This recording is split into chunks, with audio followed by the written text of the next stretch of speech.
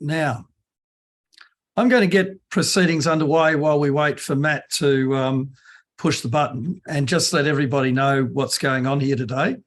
And just to note, we're recording today so that this event can be sent more widely than the events who are here today.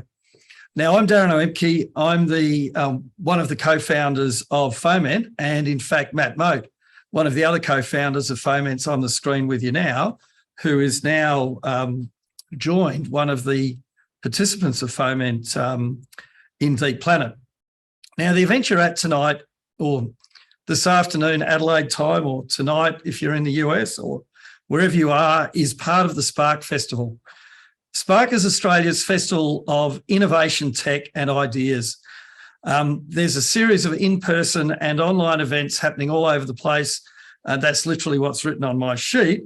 I'm assuming that the place is Australia, between October 12 and October 17. And for anyone who's interested, check out the full program at sparkfestival.co. That's SPARK festival.co. And before we get on with things, the first thing I'd like to tell everybody is that the FOMENT program is running starting in February 2023, open for registrations. Any startup, whether they've been through an accelerator or not, should go through FOMENT if they're interested in the wine sector. We are the gateway to the wine sector in Australia for startups. And we might just get, instead of me sitting here and raving on about it, Matt Moat or Guy would be welcome to say how good FOMENT's been to them or not after I introduce them. So the format that we're running today is we are a wine tech accelerator at FOMENT. And that means we do everything about wine and technology and startups. So the sectors that or the parts of the wine stack that we work in are grape growing, winemaking, transport and logistics, the whole of the value chain, tourism, and marketing with a specific focus on the wine sector. And today we decided, because we're wine, we were going to actually give a degustation. So there's a degustation menu that I've posted into the chat. The chat's available. Anybody can contribute to the chat. I'll have to be keeping an eye on it because I'm the only person that can see most of it. But if you've got any questions for the the dozen startup businesses that we've got on here today, type it in the chat, because the format of our degustation, like any degustation, it's a taste. It's a taste of food with a taste of wine. So it's a sampling menu of a feast. And so as we go through, what I'll be doing is just having a chat for 10 minutes to companies that are in each of those groups on the menu, which, as I say, you can all download from the chat. So the first two guests of the FOMENT degustation are Matt Moat from Deep Planet and Guy Davidson from Onside. Now, Deep Planet's an Oxford-based agritech company monitoring vineyards and using satellite imagery combined with AI and machine learning to help growers and winemakers make confident decisions about production and quality, and of course, to maximise returns. Onside's a SaaS company with two products: a digital toolkit for rural businesses to improve efficiency, and a real-time biosecurity, traceability and response solution for industry and government. Guy, would you like to take just a moment, because we only have 10 minutes, to improve on that introduction of Onside? Yeah, so thanks for the intro and just my thoughts on FOMENT as well, Darren.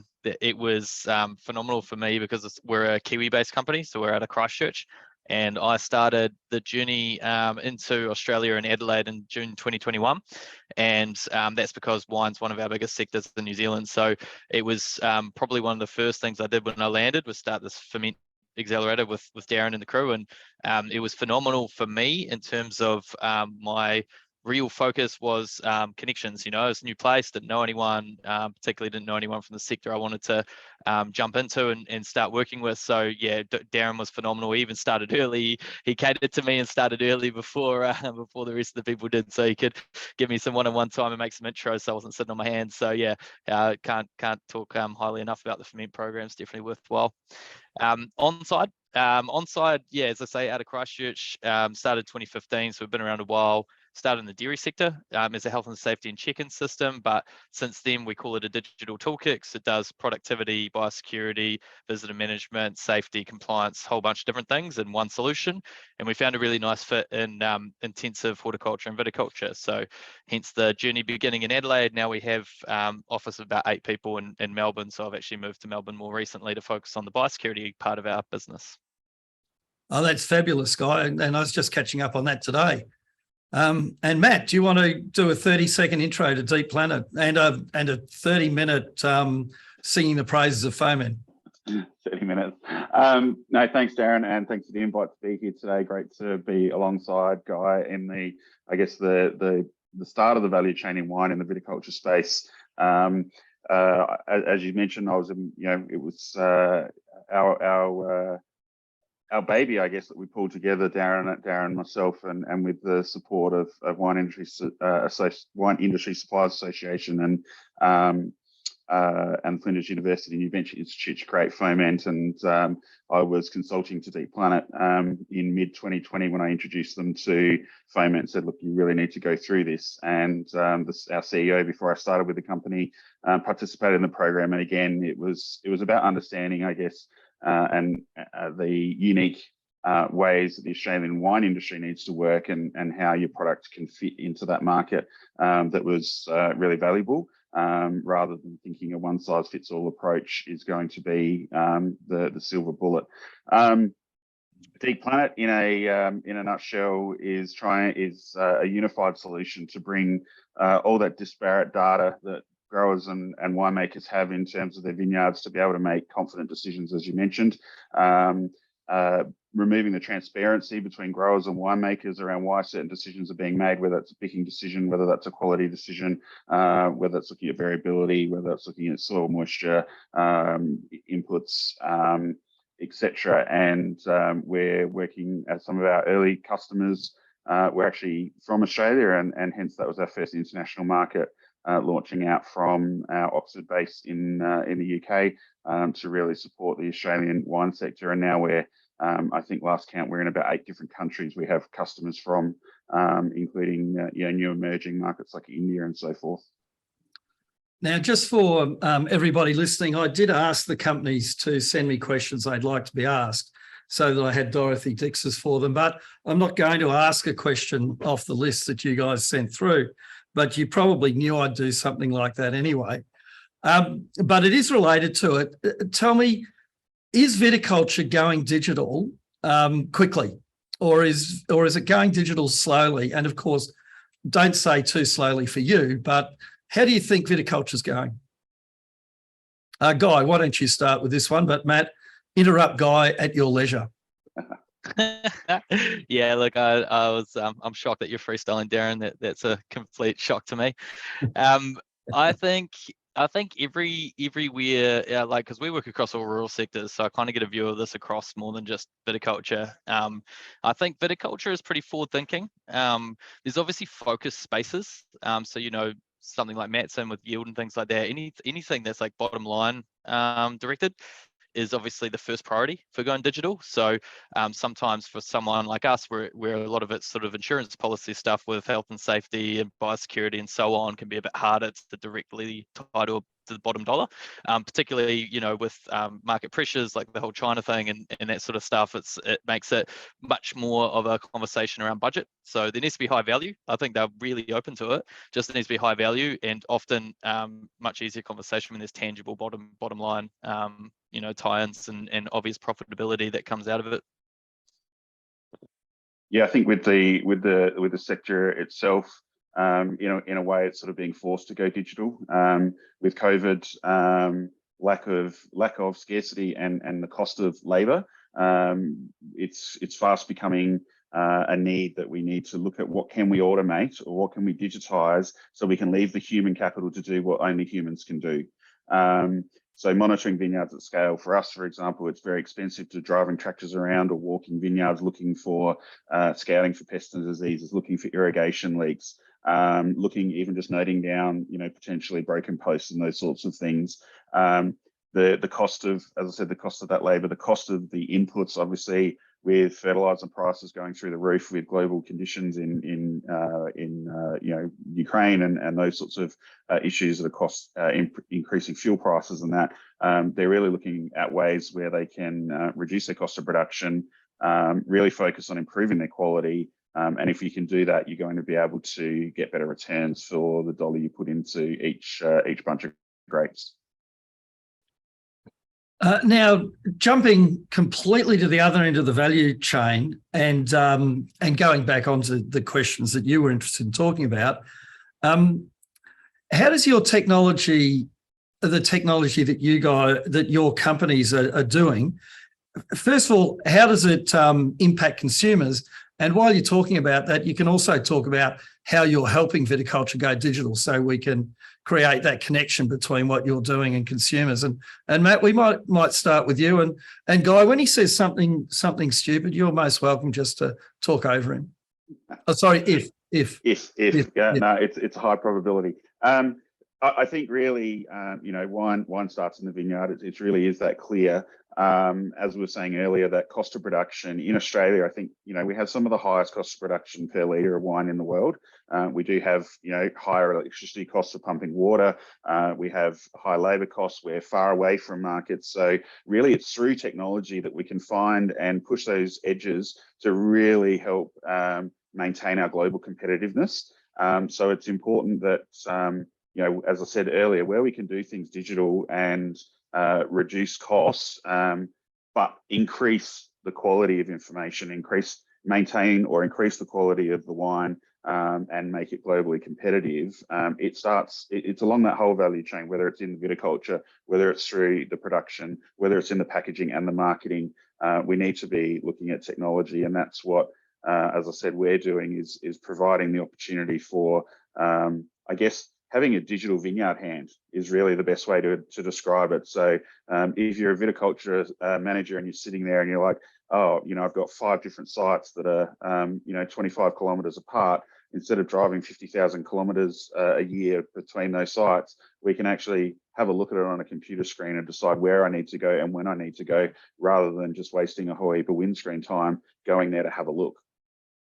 I think that might be the best answer I've ever heard from a tech company about how a Vititech company is helping consumers. So Guy, let's see how you go on this one. No pressure, Matt. Yeah, probably not going to be as articulate as Matt, but I think for us it's because a lot of what we do is focused on the very start, the growing and the food security and traceability, and I think that does flow onto the consumer, in terms of if a biosecurity thing were to come through, or phylloxera to spread further, or whatever the case may be, and it impacted the supply of grapes, then obviously that's always going to have a knock-on effect to the consumer, and a lot of people care about sustainability and traceability and all that sort of stuff as a consumer these days as well. So there's been a massive drive for those that aren't that aware, the Sustainable Wine Grown Australia certification in Australia, and most of the big players that take grapes from a large portion of the industry won't take them until they're certified these days, or they're pushing towards that in a really short time frame. So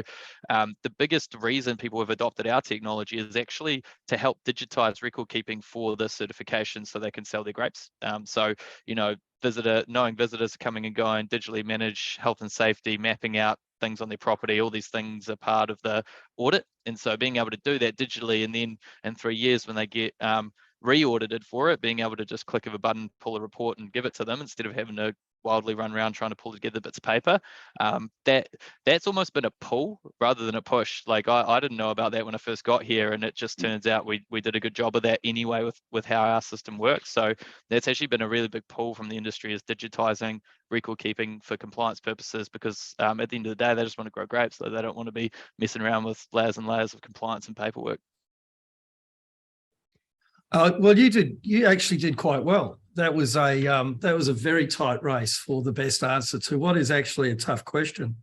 I'm really curious about what the two of you might have to for other people on their own journey in viticulture. And this is a really important question in the ag tech space, because we do get a lot of complaints from farmers that there's so many solutions that are out there. So how have you found that journey, and what advice would you have for other people that are about to start and disrupt agriculture? Guy, we might as well start with you.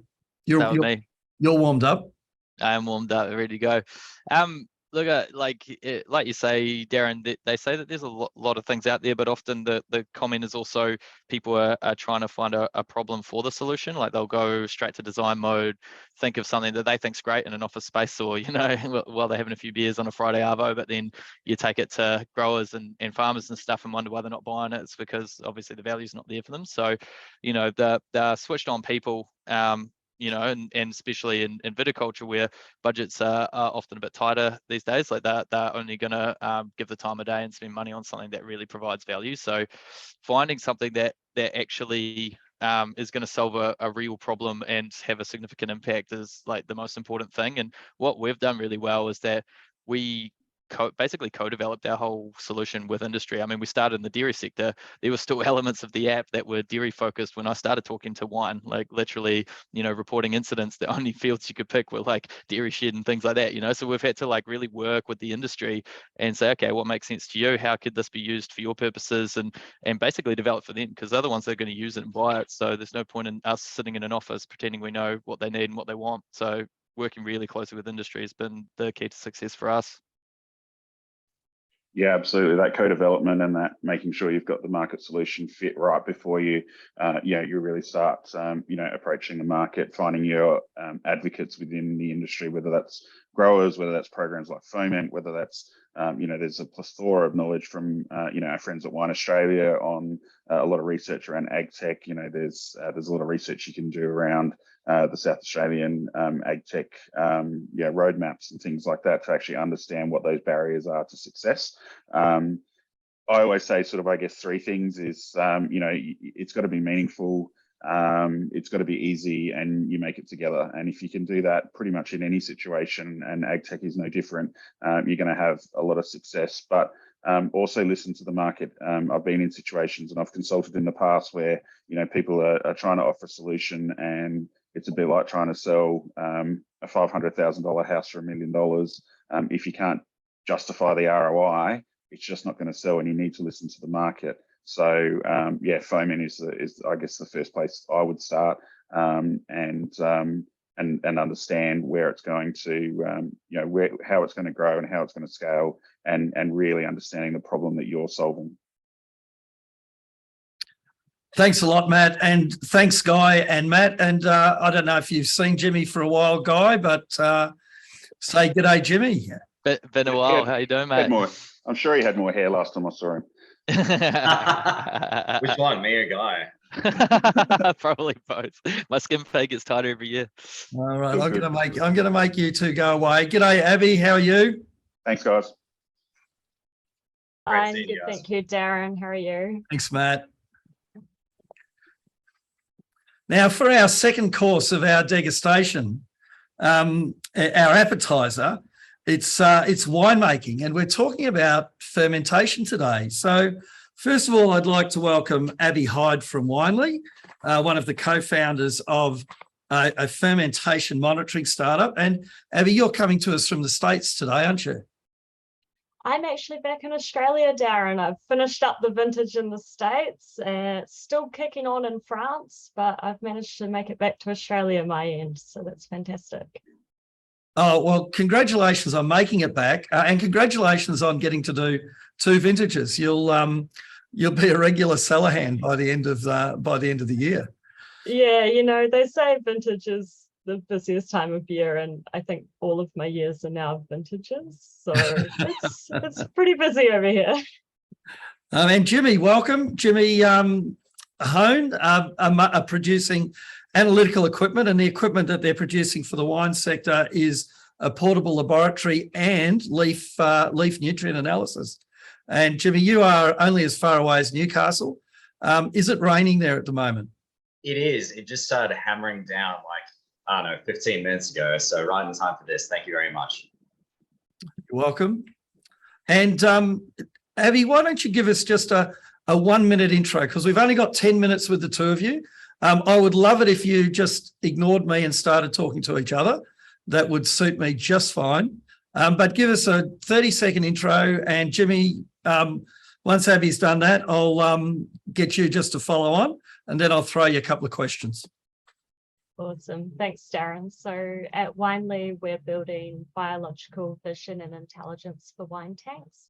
What that really boils down to is we help winemakers collecting fermentation data during their busiest time of year. So during vintage, the busiest time of year, they're sampling their tanks back to back. We take all of that data for them in real time and give them actionable insights to make decisions. So it streamlines the whole process and allows them to make better wine.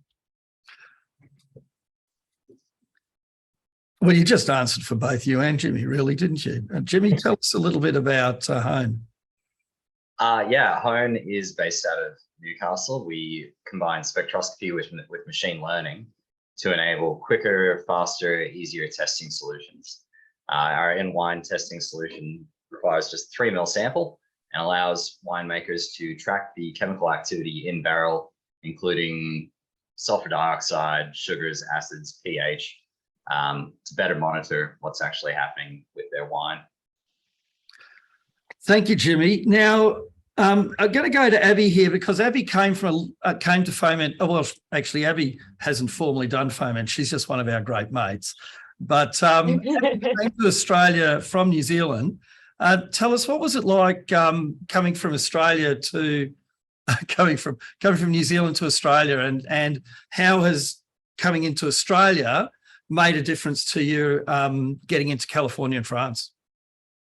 Yeah, fantastic question. So we started in Central Otago, one of the smaller wine regions in New Zealand, and quickly moved our way up to the largest wine region, of course, being the SAV in Marlborough.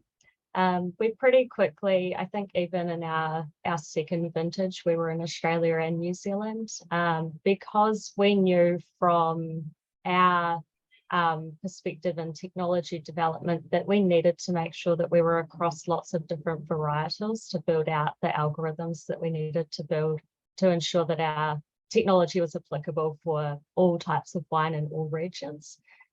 California, we went into first commercial vintage this year, and we didn't plan to go to France in the same year at the same time, but we were actually pulled there by one of our customers. They really wanted us to do it in France. Luckily for us, we have an amazing sales team that speak 5 different languages between them, including French and a French native that was willing to relocate for the vintage. So we took the plunge and we did California and France at the same time, and it's been a fantastic whirlwind for us, but definitely landing in Australia and finding FOMENT, although best kept secret that I never did the program, but still have gained immense value out of it. Now, Jimmy, you came from a distance as well, because you looked into the wine sector from the grain sector, which is almost as far as going from New Zealand to Australia. So how was your journey into the wine sector, and what brought you here? We were sort of attracted to the wine sector, I think partially because it's so unique and it's actually massive. I mean, there's over 2,000 wineries and 3 times as many grape growers. So there's a lot of opportunity there and a lot of problems to solve. And it's also fascinating because unlike other industries, wine is something that people are always trying to make slightly different. They actually celebrate the difference vintage on vintage from winery to winery, as opposed to something like Coca-Cola that the aim is to make it the same in every single country. So it's a fascinating problem to solve when it comes to measurement, because there is so much diversity. Now I've got a question for both of you, because you're both trying to break into wineries, and of course wineries are A Not different, literally. Yeah, nothing to do with work, right? no, I'm actually trying to break into retailers more so than wineries. I like it in the bottle myself. But tell us about, give some advice to people that are trying to go to wineries with tech that you wish you'd known before you started talking to winemakers. Jimmy, I'll get you to start. Yeah, sweet. Abby, just interrupt him because he'll no doubt I'll just keep on hear going. whatever you need to do. Darren, really. There's actually, you go into something like this, assume that every single winemaker is doing things exactly the same. But it was actually through FOMENT, I wound up in a meeting with somebody who explained to me that there's such a diversity in the way winemakers approach making wine. It's actually the art and science spectrum. So you have some that want to make wine just basically purely off of taste, but then you've got other winemakers who want to do it purely off of science. And our ideal target market was actually like a frustrated engineer in between who wanted to come from a bit of both worlds. So I guess, and that's one thing that we got through going through the FOMENT program, was exposing ourselves to that wide variety of winemakers and capturing that diversity and how we can hopefully address problems through a lot of them. Yeah, I think That's succinct enough for you. That was awesome, Jimmy. I think from my perspective, one of the things that I've really learned through this journey is that, you know, real-time fermentation monitoring, it is something that the industry has really been crying out for. Every year they're spending thousands of dollars trying different things to, you know, help make this problem of manual sampling and keeping an eye on their ferments really just disappear and be streamlined. You know, it's a health and safety issue, it's a cost issue, it's a quality control issue. Everyone knows that there is a better way to do this. And I think for me, the biggest learning has been just really invest in those partnerships with those early adopters that you find that are willing to give you a go on that technology. Invest in your partnerships, bring them on the journey with you, and as well, invest in your technology development. If you've found a problem worth solving, then just make your technology too good to ignore. That's honestly just, there's so many solutions out there that the technology is just not good when you get under the hood. So if you do find product market fit, then just make your technology amazing. Oh, that's fantastic, Abby. And I assume that's how you got promoted by your client from California to France or Australia to France. Yeah. Well, I think so. Yeah, we're having some really fantastic results in California and France, and I'm so excited to get some of our testimonials and data back to share with the Australian wine ecosystem as well. It's really exciting times. Yeah. Well, that's brilliant. Thank you both, Jimmy and Abby, for coming along today and for sharing some of your journey at our degustation. Thank you for having me. You're welcome. I can't find a way for some reason. There we go. I can send you back to being an attendee. So see you both. Thanks.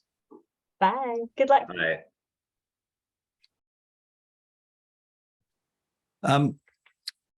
And now we're welcoming Daniel Hill and Amelia Dales to our session. Now, Amelia is from Pachamama, and Pachamama have introduced the, as far as I can tell, the most successful PET or the most successful non-conventional packaging launch I've seen in the wine industry for a long time. And Daniel Hill from Cellar, who've launched, again, fantastic technology on connecting to consumers through the bottle. So I'll throw to Amelia first. Amelia, do you just want to give us the 30-second breakdown of what Pachamama is doing and how you're traveling? Yeah, absolutely. Thanks, Darren. Really good to be here. I'm actually calling from London at the moment, so forgive me. It looks a little bit dark because it's pretty miserable and cold and quite dark here at the moment. But yeah, this is what we're doing. I guess this is the easiest way to show you initially, and I'll talk to that a little bit more. But at Pacamama, we offer packaging protecting Mother Earth, and that is through eco flat wine bottles. So hopefully most of you will be aware of the AWRI report that shows carbon footprint hotspots in the wine industry. And the carbon footprint hotspot is the round glass bottle and the associated transport and packaging. So an industry is only as strong as its weakest point, and that's where we really want to focus in with advancing product technology, starting with the wine bottle. So the round glass bottle, as I mentioned, that is the problem area, but it's actually a 19th century product technology. So as a comparison, it would be like us trying to do this exchange, I don't know, via a telegram. It's that kind of alignment that we need to kind of think about, sir. Or the same as the wine industry, you know, moving all of the product that it does at the moment still in wooden barrels rather than ISO tanks or storing in large steel vats. So advancing wine bottles into the 21st century is what we're all about, making sure that the packaging is fit for purpose in a 21st century world, a world that's battling the climate crisis, and the wine industry is really at the sharp end of that. So bottle advancements we do through best-in-class materials. As you mentioned, our bottles are made from PET. We use 100% recycled PET. The Australian bottles are made from Australian-sourced PET. So we've got that circular economy, which is really great. Shape innovation, obviously the bottle is flat, but that means really game-changing space savings right throughout the supply chain. And it's also recyclable by design. So we ensure that any components like the cap, the labels, the adhesives that are used with the bottle means that the bottle can still be recycled. So it gets a better use once somebody's enjoyed the great wines that we have into the bottles. We launched in Australia earlier this year, so actually in July with Accolade Wines, Degustation brand, and Taylor's One Small Step too.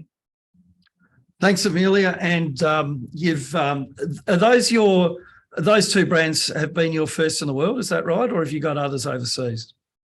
First in Australia. So I've got both of them here, actually, examples which I can show you. So it's the Degustation, the Taylor's One Small Step. But we actually, we're a UK started company. So we started in the UK about 4 years ago. Work with Accolade Wines in the UK, but also more recently across Europe with the likes of Torres Wine in Sweden. So they have a brand that they're using there. The packaging space in the Nordics is far more advanced, and the consumers are far more eco-conscious. And also product checks like LVMH, Moet Hennessy, Chateau Galupe, which we launched recently this year as well.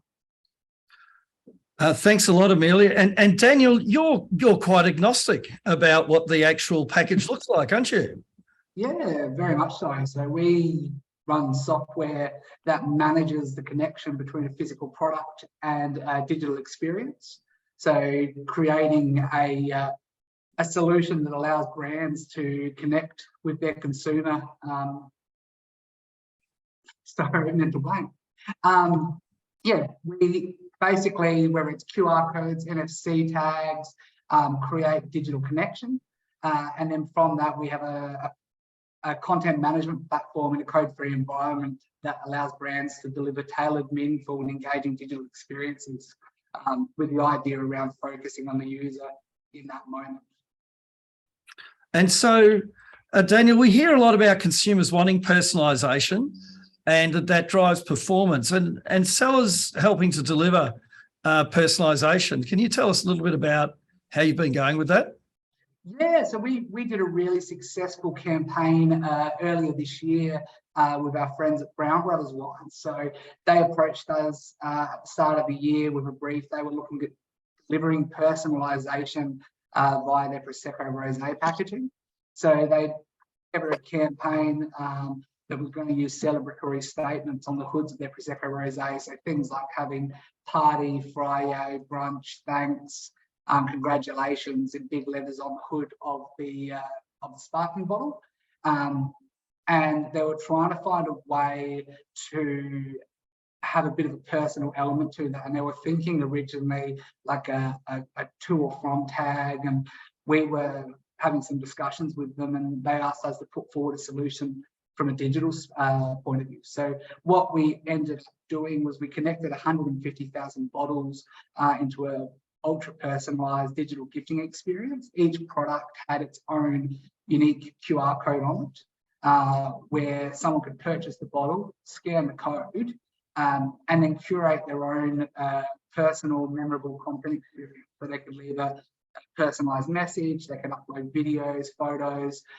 So a gift recipient would get this bottle, scan the packaging, and then receive a completely personalized and memorable experience, whether it's family members singing them happy birthday, someone asking someone to be a bridesmaid or a groomsman, or whatever it was, but being able to really create something quite special using personalization.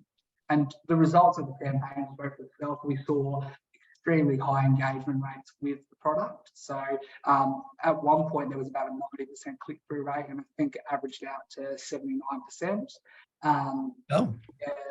The social media campaign, the social media for the same campaign ended up with, I think it was a not quite 0.1% click-through rate. So to see how engaged those users are once they've got that product, they've scanned it, and they're interested in the product, they've got it in hand, it's just a completely engaged audience that we need to capture more of. So both of you have got some, I mean, those are great customers that you've got working through. And Daniel, those are incredible click-through rate responses for your product.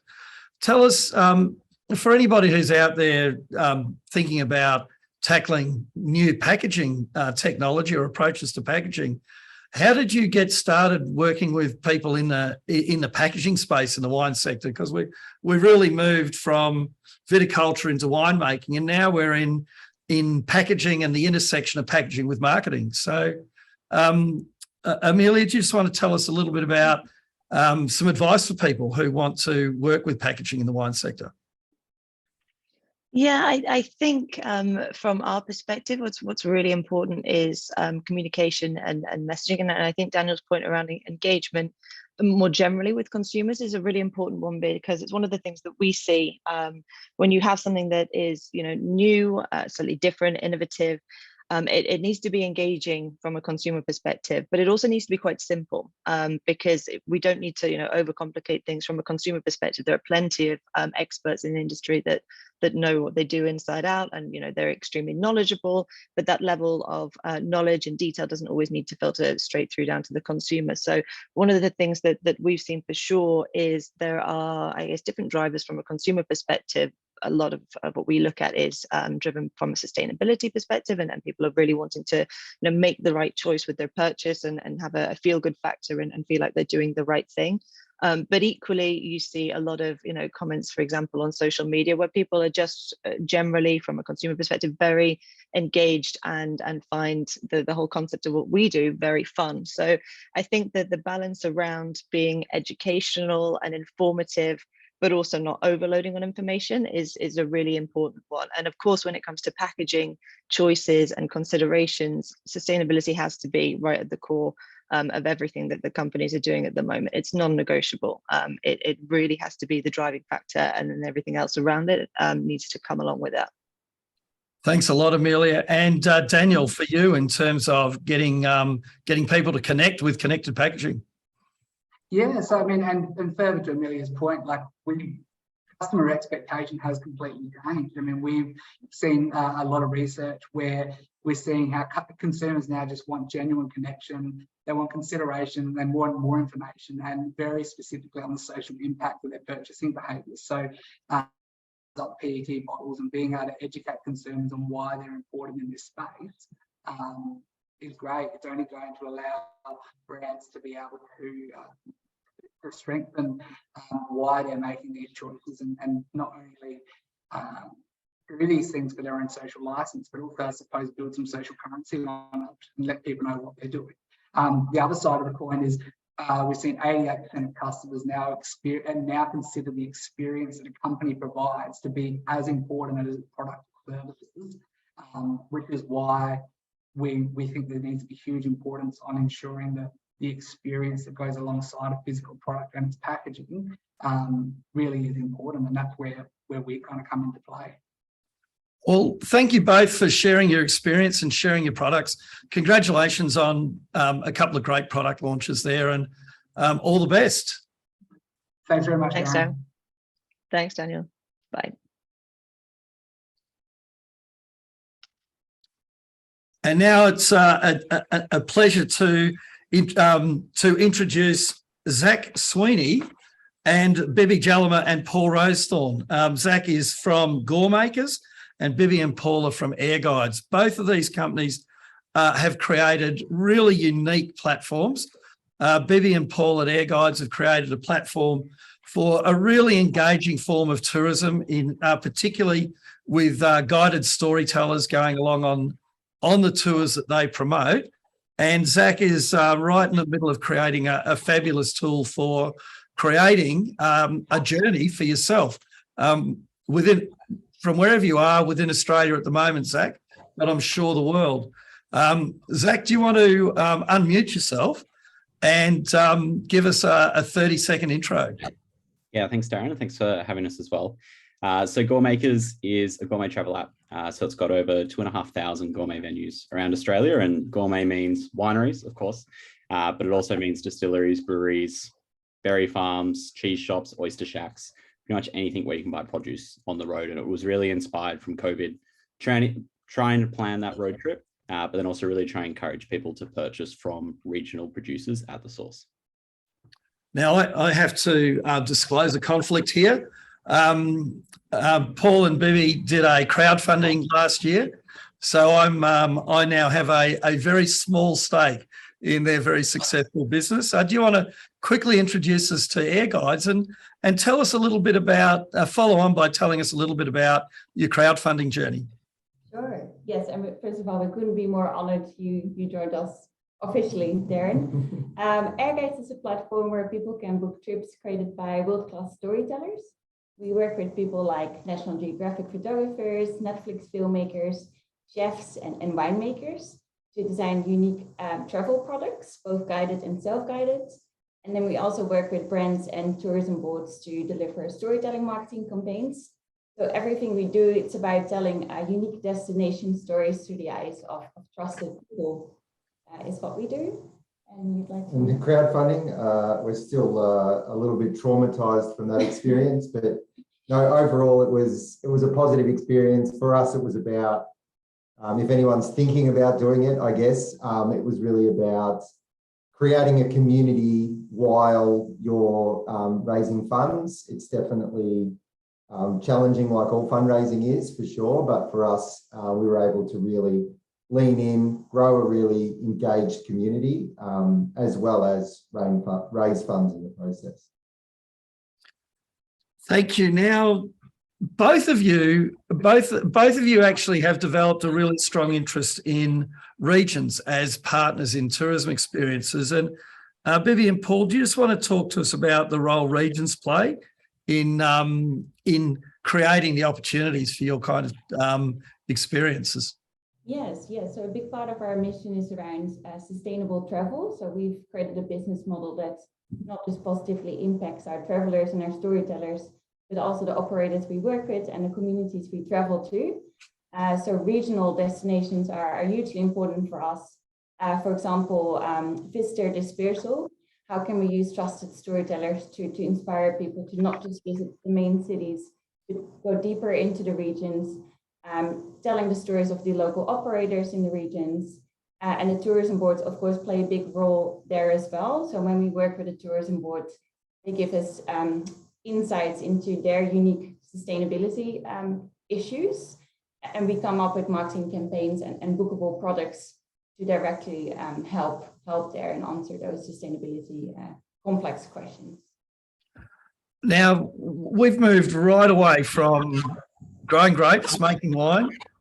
We've moved away from packaging, and we're now really much more involved with customers as well, aren't we? So, Zach, while you're talking about regions, can you perhaps also talk about the other side of the platform, which is attracting customers? So talk a bit about both sides of what's going on. Yeah, I'll do my best on that one. So yeah, very similar. Regions are super important, and I think where Gourmakers kind of we've found where we can really work with regions well is some regions are still trying to really determine what are the key strategic goals. And some of them want to step into gourmet, but at the same time, to be known as a gourmet region, typically you need a lot of farm doors and farm gates, and kind of giving them technology tools actually gives that little bit of encouragement to producers say, yeah, actually I am going to open a farm gate, or I am going to open a cellar door, and giving them tools to actually see there are people who are interested and there are people who will come and visit. And I think that also leads in very well to consumers, where consumers are obviously looking for experiences when they're on the road. And I think being able to highlight what experiences people can do is a really, really important part. And I think it's both knowing where those experiences are, but also making that decision-making process a lot easier. I've spent many, many hours planning road trips, taking screenshots of blogs and seeing what other people have sent me. I think creating trails, and that's probably the one part of our app that people use the most, a trail that people can hop on, 2 clicks, they've got a trail and they've got a perfect day itinerary. They don't need to think about it. They know the venue is going to be open. They know they're going to have good experiences for them to enjoy. So really trying to make it easier for the customer to do it and removing the barriers for them to actually hop on the road and start traveling. And so that's an interesting commonality that both of you have, because you're both curating at the end of the day, aren't you? So as curators of experiences, how do you see technology changing how people explore and find things across Australia? And Paul and Bibi, how do you see technology changing that? Yes, we try and hide the tech as much as possible. So we firmly believe in bringing people back to, like we often talk about the glory days of things like The Lonely Planet, and so that's where the storytelling element comes into ours. So these really trusted people, we want to pull them up as the people, but the tech plays a big component in that. So for us, it's about how do we deliver those stories to people when they're on their trips with us. So it can be around video, like delivering video, delivering voice. Obviously mapping plays a huge component of it. But for us, we would love that the technology is a hidden component in our trips, but it's there when you need it, when you get lost, when you want to hear more stories from a winemaker, things like that. Fabulous. And you, Zach, how's technology changing how people explore and find? Yeah, so I think there's probably 2 parts of this from what I've seen with GourMaker. So the first is, if you're already somewhere, you're already in a region and you want to be super quick and find what's closest to you, that can actually be much harder than it probably should be at the moment, especially if you need to pull out a physical map, search on Google and see what's near. So I think providing people pretty much within a few seconds, these are the places that are closest to you right now, has a massive, massive impact. It's not them spending 10, 15 minutes trying to find it. It's cool, it's a kilometre away, let's go. So I think really trying to make it easier when you're in region. And then I think the second piece is really trying to look at that personalized, especially when you look at families traveling, looking at accessibility at venues, people wanting to stop for dietary requirements. Having those filters in there kind of really provides that more personalized. It's giving that extra level of detail. But at the same time, it's not about getting people on their phones for 4 hours. We're in the region. They should be experiencing what's happening and spending time with family and friends. Thanks, Zach. And I'm just going to throw to Bibi and Paul. Do you have any final things that you would like to say while I bring, as we come to the end of our dessert and everybody's full, we'll go and refresh ourselves with some more guests on marketing. So while I bring them in, have you got anything you'd like to add? Well, yes, we've got some great, I guess for us, the launching our food and wine products has been quite a journey, obviously because of COVID, but we're working with a great local company in the Barossa called Invina. We just launched some trips in partnership with them, and we're also we've got some big. We were hoping to be able to release these media today in time for this, but we do have some pretty big announcements, especially in the Australian wine tourism space. Hopefully in the next month. So, Great, we'll get it. We'll record the announcement and push it out through through this new TV channel we're just creating today. Thank you, Zach. Thank you, Bibi. Thank you, Paul. Great to see you all again. Awesome. Thank you. Thanks for the chat.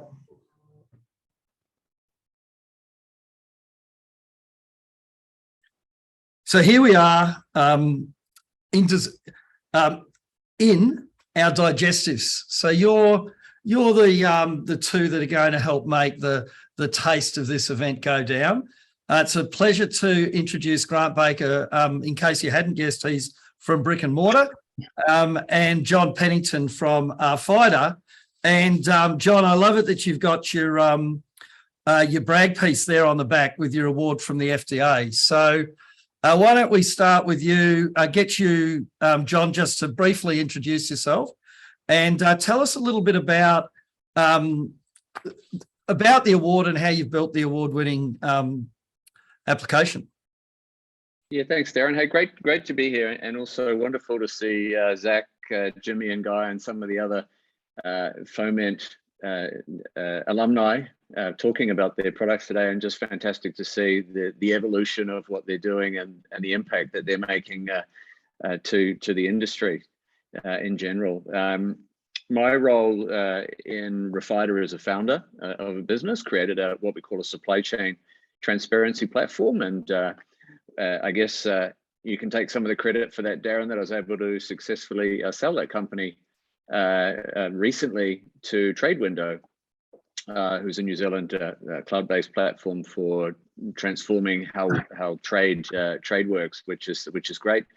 And I also run a business called South Pacific Digital, which have created frameworks for helping small to medium businesses transform themselves to be successful in the digital era. So those things keep me quite busy these days.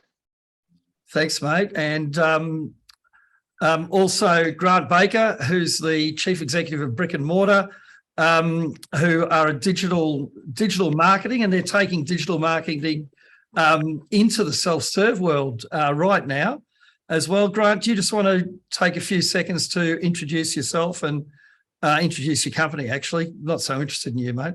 Well, clearly I've got my background completely stuffed up, so I apologize for that firstly. Obviously, I missed the brief, so never a good concept as a digital marketing company. But effectively, Brick and Mortar is a business that's geared around empowering business to deliver greater revenues and return on investments using AI and high-end personalization services across multiple channels. And where we've kind of evolved to over the last 2.5 years since doing the FOMENT program, which was brilliant. And we can edit that. Is to actually provide a service to every level of business, from the small business that can't afford an onboarding service or a full maintenance service where they can actually self-manage, through to companies where we use Brick and Mortar to actually provide an end-to-end solution to help them market and to take their products to clients, especially in the wine categories as one of our primaries, all the way through to those large corporate businesses that require these big high-end platforms, but without the ridiculous costs that are attached to them.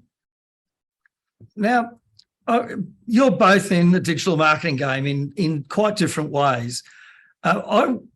Can you answer the question of, are wineries exploiting the capability of digital to engage with customers to the, let's say, compared to other sectors? How's the wine sector traveling?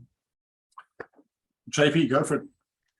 Yeah, well, my view is there's a lot of work to be done. I think the wine industry in general are working a lot of hygiene factors that other industries had covered off a long time before the transition to digital marketplaces, online retailing. You know, they're nothing new. They've been around for a long time.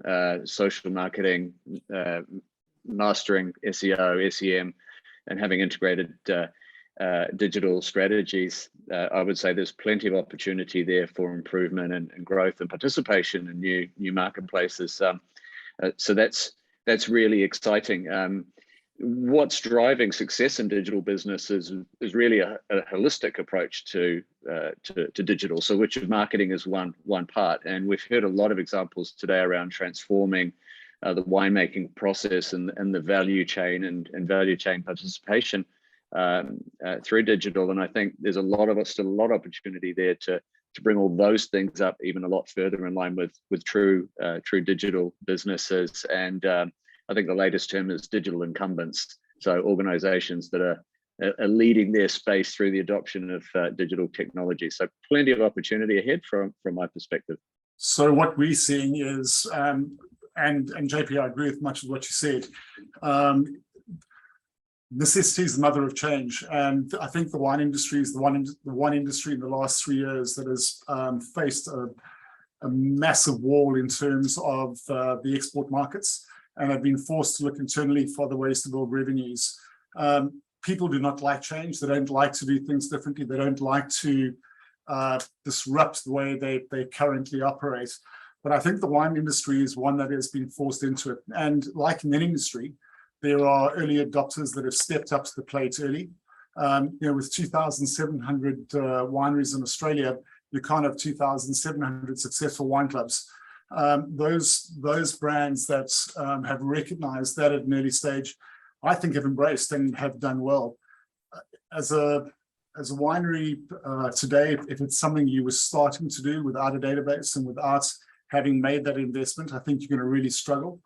But wineries that took that pioneering spirit and crossed the chasm earlier, are those guys that I think that will succeed. But it's been interesting because the uptake from the larger guys, the big players, has been substantial, and the smaller wineries have really been quite divided. I think it's going to be an interesting year for the wine industry over the next 12 months. Now, Grant, just we're moving into closing comments, and we're going to get you and JP to close out for us. I'm going to just say one more thing. FOMENT starts in February, March, April next year. Tell your friends, tell your colleagues, it is a great program for launching into the wine sector, whether it be from New Zealand, and of course, we've had a couple of my fellow country folk on today. It's one of my great secrets is that I'm a Kiwi. I'd like to also just acknowledge Wine Industry Suppliers Australia and Flinders University New Venture Institute, who are partners with our company Hydra in running FOMENT. And Grant, just for you, second last word, penultimate speaker, tell us about the ROI that people can expect from adopting digital. And John, for your closing out, let us just very quickly, why supply chain transparency matters to the wine industry. And then I'm just going to close out. So John, it's your job to say goodbye nicely. Okay. So Darren, before I get to ROI, I'm just going to say that us as a business have gone through an amazing transformation in the last years, and we're busy, literally as we speak, moving into the US. And the stress that comes with that is quite severe, but the lessons that we learned at FOMENT are actually what's carrying us through. How to pitch, how to structure our business, how to actually present ourselves to the industry and to funders and to companies. So from our perspective, if you do nothing else, do the FOMENT program. The value that we derived as a business out of it was exponential. So that was a punt, and I'll send you an invoice. No, but I'm serious. I'm dead serious. But from an ROI perspective, where we come from is our business is geared around that hyper personalization, around understanding who your customers are. For us, data is the source of truth. And we have two amazing case studies, which we've just published or about a year ago with Torbrick, where we saw a 47% increase in turnover and 1,100 times return on ROI. And more recently with John Duval, where the numbers are even better over the last 12-month period. For us, it's not about our business, it's about our clients' business. Everything we do is around data, and it's around what the ROI is. If we don't deliver the ROI, we happily walk away. But we simply do know that hyper-personalization and understanding customer, understanding data is the future of where marketing is going to. Thank you. Sorry, JP, you go. I was just going to jump in and say, Grant, well said, mate. Well said. Definitely agree on the hyper personalization as being the future of marketing. We've got a pretty strong position that brand in hand has been somewhat neglected, and it's an amazing opportunity to engage the consumer. We believe that's around evidence-based storytelling, about being transparent around where products have come from, the journey they've taken, how they've been treated, etc. And it's not just the consumer, it's the input products that go into to create the final products as well. The market is demanding greater traceability and transparency from suppliers of products, and for good reason. And I don't think it needs to be a burden for organizations. I think it's a really fantastic opportunity to differentiate through transparency by shouting about the fantastic work that's been done in the industry to protect the environment and create absolutely wonderful world-class high quality products, whether that's the next generation packaging that we saw today, the fermentation process, the sourcing of the grapes, all of the great work being done to keep biosecurity in check. They're all wonderful things to shout about, and it creates value. Just to close out on the FOMENT program in general, we went into the FOMENT program with a wonderful accolade of winning an award from the US FDA for food traceability and transparency. And Darren, I didn't quite go into answer your question as to why we won that or what went into winning that, but it was great to get it. I think from FOMENT, it really helped us apply it. And it helped us apply it in moderation, and which was the right thing to do at the time. And also to just be part of a wonderful community to help shape and grow your ideas in a supportive environment. It was a great experience, and I couldn't recommend it more for anyone who's looking to get their business off the ground, or if you're an established business looking to get into the wine sector. It's tremendous. Thanks. You described it best. Sorry, JP. I agree 100% with you. It's around a level of authenticity. And that authenticity can only come from exactly what you just outlined. Agreed. Well, thank you both. Thank you, everyone who spoke today. Thank you, everyone who came along. To all the businesses who are part of FOMENT, congratulations on your success. And we'll talk to you all soon. So thanks, everyone.